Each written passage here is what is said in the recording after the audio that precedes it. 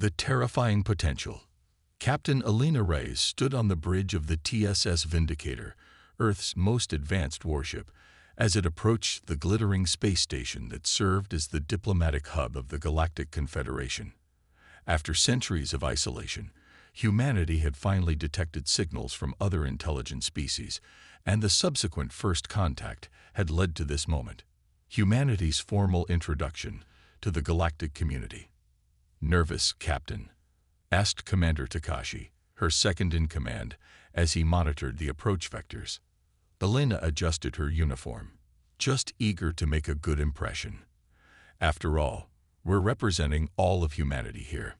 The Vindicator was an imposing vessel, nearly 2 kilometers long, its hull plated with reactive armor composed of materials that could self-repair under certain conditions. Though designed primarily for exploration, the ship carried enough firepower to level small moons. This was standard for human vessels. Space was vast and unknown, and humanity had long ago decided that preparedness was the better part of valor. "Receiving docking instructions," announced Lieutenant Chen from Communications. "They're directing us to Bay 17. "Take us in, Lieutenant Park," Alina ordered. "Nice and gentle. Let's not scratch their paint." As the Vindicator glided toward its berth, Alina caught her first glimpse of alien vessels. They were beautiful, sleek, crystalline structures that seemed to flow rather than fly, with hulls that shimmered with bioluminescent patterns. Compared to these elegant craft, the Vindicator looked like what it was, a fortress designed to withstand the worst the universe could throw at it. The welcoming ceremony was cordial, if somewhat reserved. High Counselor Gentari, a tall, slender being with silvery skin that reflected light like polished metal, greeted Alina with a formal bow. "On behalf of the Galactic Confederation, we welcome humanity to our community," Gentari said, voice melodious and clear through the universal translator. "We have watched your species' progress with great interest." "Thank you, High Counselor," Alina replied. "Earth is honored to join such an esteemed assembly of civilizations." The diplomatic pleasantries continued through a reception where Alina and her officers were introduced to representatives from dozens of species. Some resembled Earth creatures, avian, reptilian, or insectoid, while others defied any terrestrial comparison. All seemed curious about humans, if a bit wary. "Your species has advanced remarkably quickly," noted Ambassador Trelk, a being that resembled a cross between an octopus and a willow tree, particularly in terms of military technology. Alina smiled diplomatically. "We've faced many challenges throughout our history. Adaptation is something of a human specialty." The following day, a delegation of Confederation engineers and military advisors came aboard the Vindicator for an inspection, standard procedure, she was told, for all new species seeking membership. Alina had nothing to hide. The Vindicator was a marvel of human engineering, and she was proud to show it off. The problems began in the Weapons Control Center. "This is your targeting system?" asked Chief Inspector Krellnass, a reptilian being with scales that shifted color with his moods, currently cycling through shades of concerned amber. "Yes," replied Lieutenant Commander Joe, the weapons officer. "Our quantum-linked targeting array can track up to 4,000 separate targets simultaneously, with predictive accuracy of 99.8% at ranges up to 1 light second."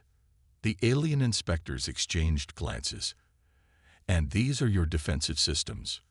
Krellnass pointed to another console. "Multi-layered defensive arrays," Zhao explained proudly.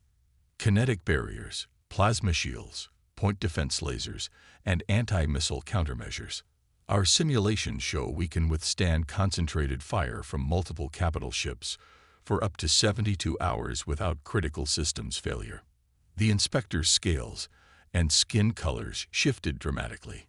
"Captain," Krellnass said after a long pause, "perhaps we could discuss your vessel's purpose." The Confederation understood that Earth was sending a diplomatic vessel. Alina frowned. "The Vindicator is primarily an exploratory vessel, but space is dangerous and largely unknown to us. All our ships are equipped for defense. Defense, repeated an avian inspector whose name Elena couldn't recall. This level of armament exceeds the combined firepower of an entire Confederation defense fleet. The tour continued, but the mood had soured. When they reached the engine room, and Chief Engineer Rodriguez proudly showed off the Vindicator's 6 redundant power systems and emergency fusion reactors, Krellnas finally spoke what seemed to be on all the inspectors' minds. "Captain Rice, your vessel is not a ship of peace. By Confederation standards, it is a planet killer." Elena stiffened. "That's absurd. The Vindicator has never." "The capability exists," interrupted Krellnas. "Your vessel could destroy most Confederation worlds within hours, with minimal risk to itself. This is concerning." The inspection ended abruptly, with the alien delegation requesting an immediate meeting with their superiors. Elena was left standing in the docking bay, a sense of foreboding growing in her stomach.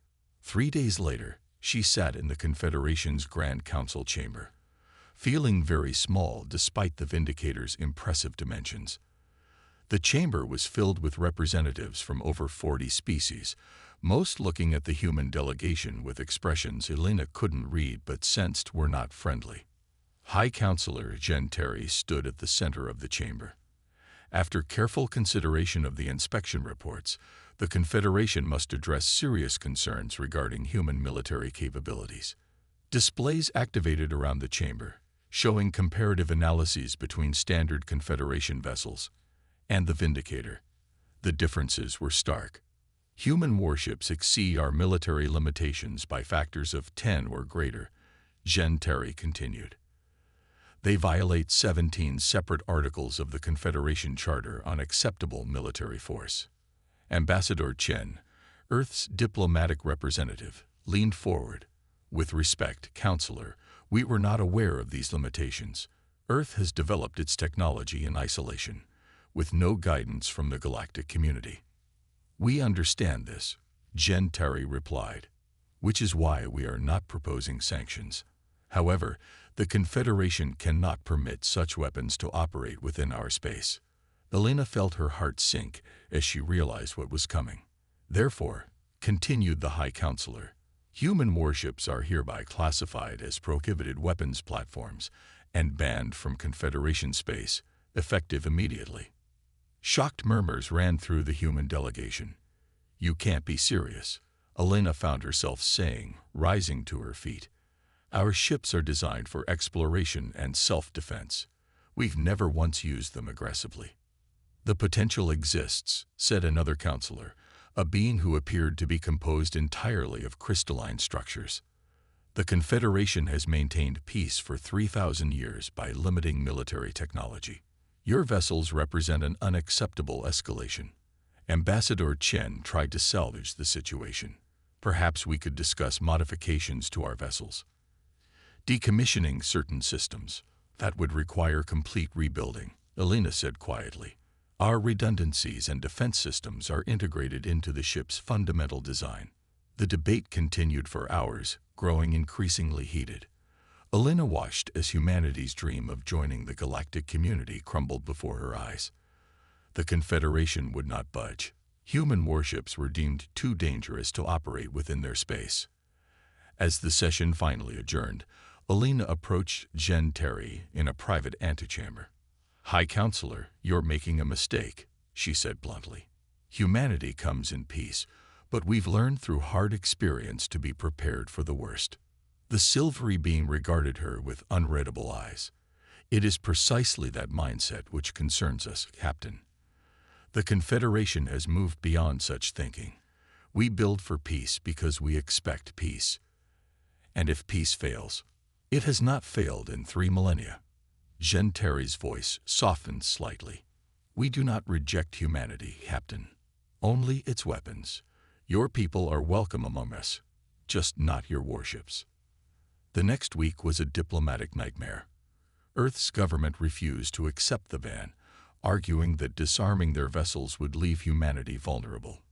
The Confederation remained firm. Talks were at an impasse. Then, everything changed. Elena was in her quarters when the alert came through. An emergency transmission from a Confederation outpost near the border of explored space. She rushed to the bridge, where Commander Takashi had already brought up the feed. The image was chaotic, a space station under attack, its elegant crystalline structure breaking apart as dark chitinous ships swarmed around it. The transmission cut in and out, the voice of some alien species Elena didn't recognize pleading for help. Unknown hostiles, defenses failing, civilian casualties, requesting immediate assistance. The transmission cut off abruptly. What was that? Elena demanded. Lieutenant Chen looked up from his console, face pale. According to Confederation emergency protocols, that was an outpost in the Vega sector. Population approximately 80,000. Within an hour, the Confederation Grand Council had reconvened in emergency session. Reports were flooding in from the border regions.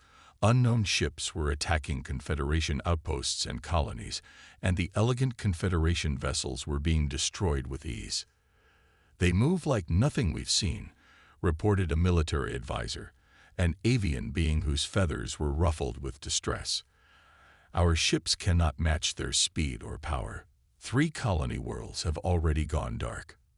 Elena watched the tactical displays with growing horror. The attacking vessels, now identified as belonging to something called the Void Swarm, showed no interest in communication or surrender. They simply destroyed everything in their path, harvesting resources from the wreckage. High Counselor Zhen Terry approached the human delegation, pride visibly struggling with desperation. "Captain Reyes," the High Counselor said formally, "the very qualities that made your vessel unacceptable in peacetime may now be needed. The Confederation requests your assistance." Elena exchanged glances with Ambassador Chen, who gave a slight nod. "The Vindicator stands ready," she said simply. "But one ship alone may not be enough." "You are the only human vessel currently in Confederation space," Zhen Terry replied. "And we have little time." Elena nodded grimly. "Then we'll have to make it count." Guardians of the Void. The TSS Vindicator raced through hyperspace toward the Vega sector, pushing its engines beyond recommended limits. On the bridge, Captain Elena Reyes studied the tactical data sent by the Confederation, feeling an uncomfortable mixture of vindication and dread. The elegant alien ships were being torn apart by the Void Swarm, precisely because they lacked the redundancies, armor, and firepower that had made human vessels seem so threatening. "Status report," she called out. "Weapons systems at 100%, shields at maximum capacity," reported Lieutenant Commander Zhao. "All defensive arrays online and ready. Engineering reports all power systems functioning optimally," added Commander Takashi. "We'll drop out of hyperspace in approximately 17 minutes. Elena nodded, then turned to Chief Inspector Krellness, who had joined them as the Confederation's liaison. "Your people have encountered these Void Swarm before?" she asked. The reptilian being's scales shifted to a dark blue. "Once, centuries ago.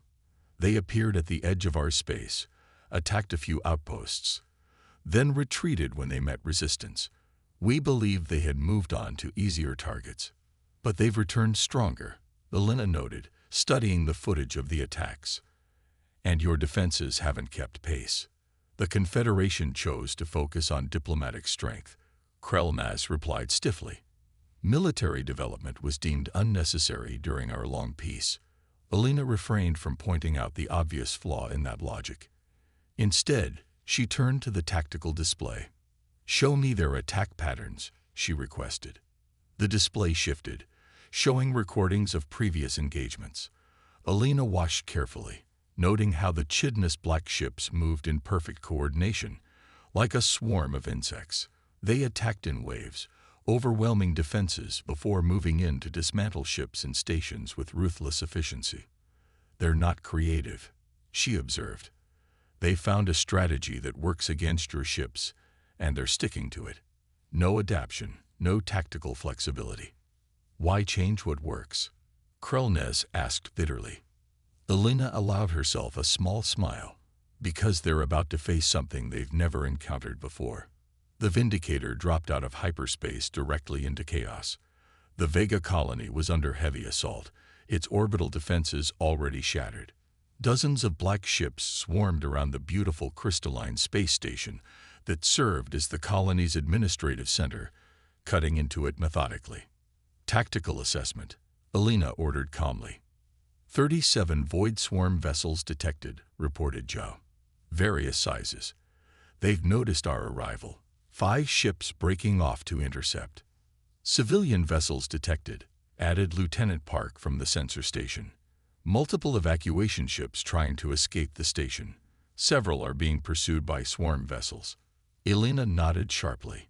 Priority 1 is protecting those civilian ships. Lieutenant Commander Zhao, prepare point defense systems and target the swarm vessels pursuing the evacuees. Lieutenant Park, plot an intercept course. That will put us directly between multiple enemy vessels, warned Takashi. That's the idea, Commander, Elena replied. Let's show them what a human warship can do. The Vindicator surged forward, its massive engines propelling it between the fleeing civilian ships and their pursuers. The approaching swarm vessels showed no hesitation, no concern for this new arrival. They simply adjusted course slightly to target this new obstacle. They're firing, reported Zhao, as the first energy beams struck the Vindicator's shields. Shield integrity at 94%, reported Chief Engineer Rodriguez from Engineering. Minimal impact. Elena watched as the swarm vessels continued their approach, apparently unconcerned that their weapons were having little effect. They're not altering their attack pattern, she noted with satisfaction. They've never needed to before. Mr. Zhou, target their propulsion systems. Let's leave them adrift. The Vindicator's weapons arrays came alive, sending precisely calculated energy pulses toward the approaching vessels. The first shots struck with devastating accuracy, immediately disabling 2 of the smaller swarm ships. Direct hits, reported Zhao with professional satisfaction. 2 targets disabled. The remaining 3 swarm vessels continued their approach, still firing the same ineffective energy weapons. They're not adapting, Elena observed.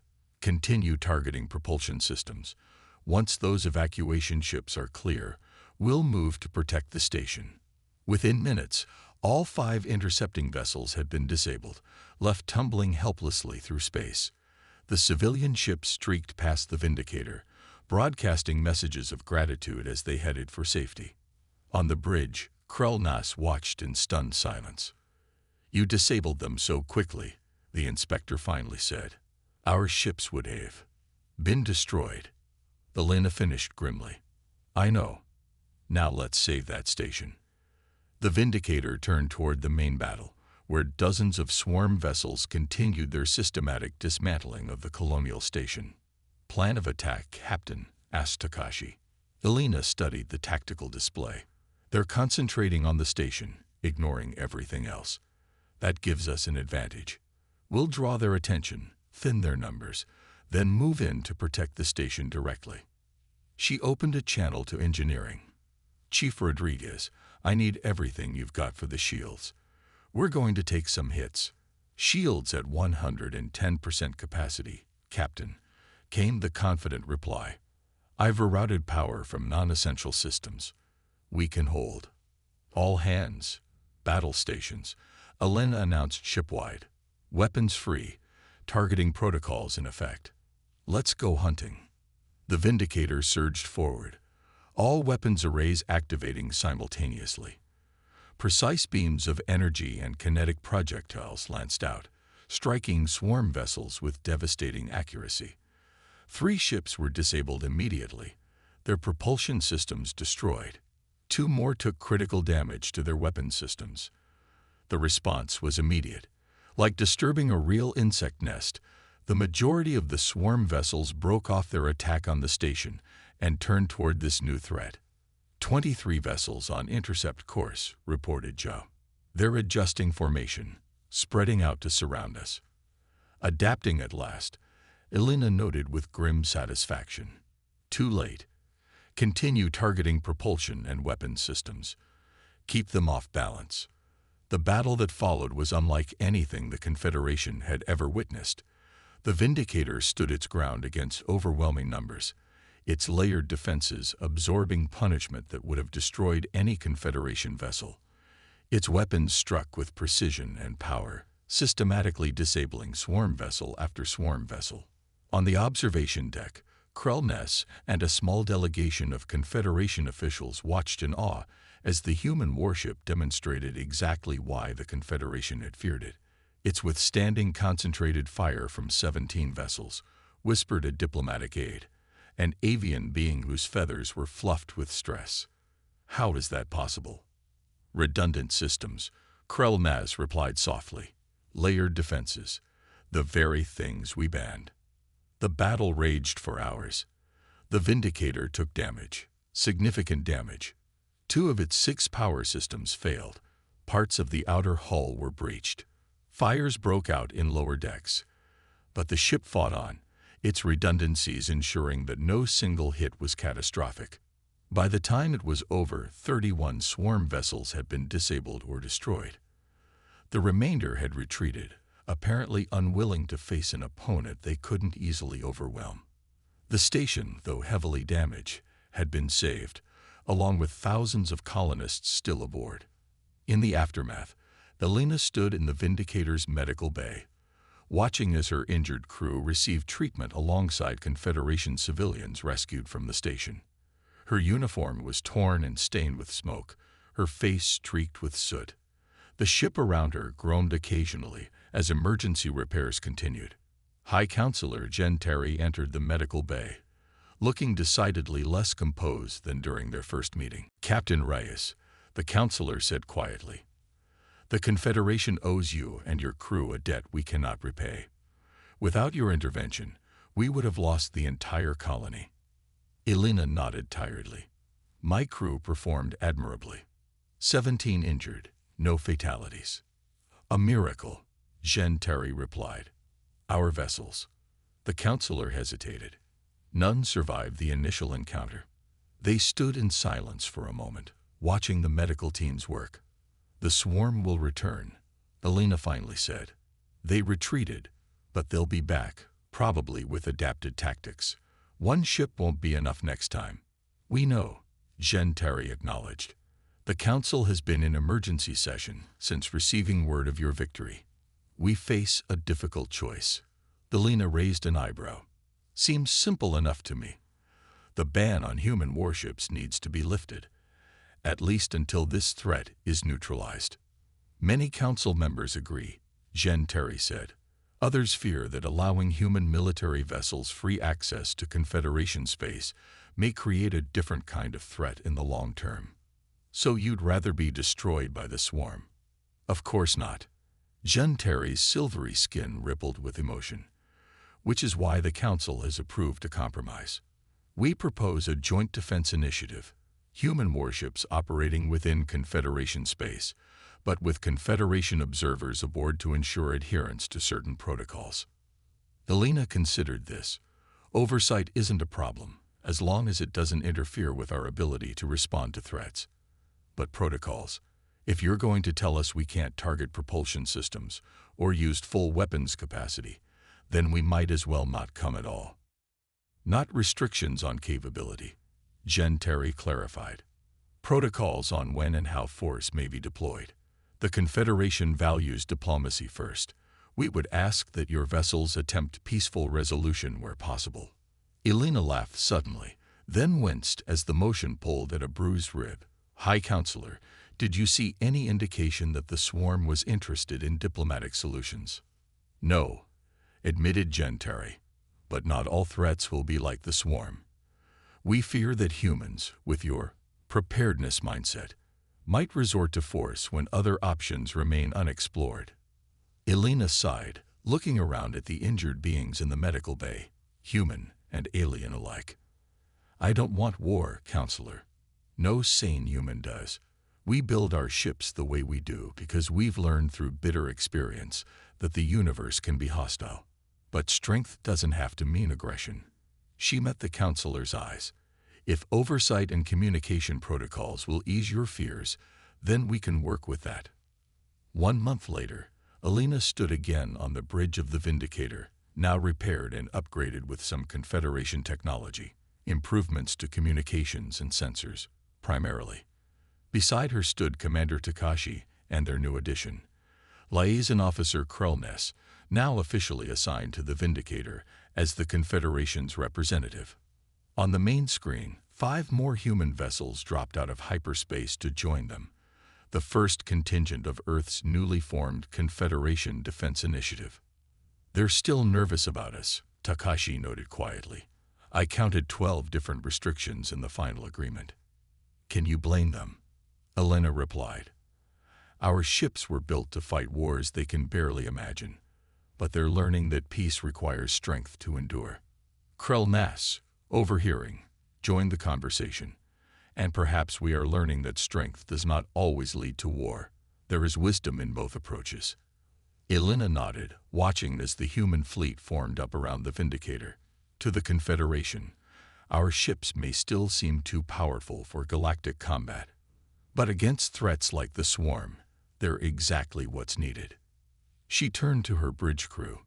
"Set course for Patrol Sector 7. The Confederation has reports of unusual activity there, and we've been asked to investigate." As the Vindicator and its sister ships moved out in perfect formation, Alina reflected that humanity's path to acceptance in the galactic community had been unexpected. They had been feared for their strength, then valued for it. But the true victory was showing that power didn't have to corrupt, that warships could protect as well as destroy. The stars streaked by as the human fleet entered hyperspace, guardians of a peace they had once been deemed too dangerous to join.